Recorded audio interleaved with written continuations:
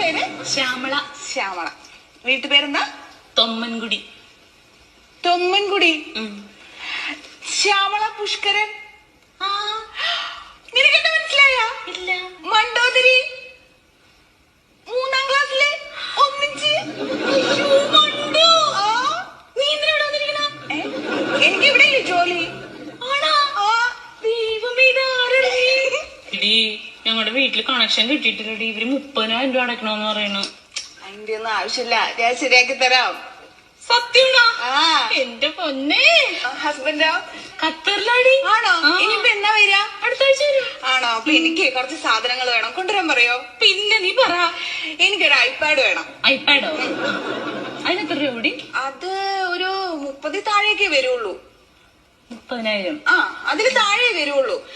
പിന്നെ എന്റെ അനിയന് പഠിക്കാൻ വേണ്ടിട്ട് ലാപ്ടോപ്പ് വേണോന്ന് പറയുന്നുണ്ടായിരുന്നു, അതും കൂടി ഒന്ന് കൊണ്ടുവരാൻ പറയോ? അതിനെത്രയാവും? അതൊരു 40 രൂപയ്ക്കൊക്കെ നല്ല സാധനം കിട്ടുന്ന പറഞ്ഞ കേട്ടെ. എനിക്ക് കുറച്ച് കുങ്കുമപ്പൂ കൊണ്ടുവരാൻ പറയോ? മറക്കാതെ പറയണേ.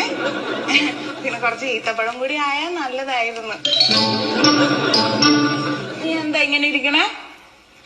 ഞാനിവിടെ 30,000 രൂപ അടയ്ക്കാം.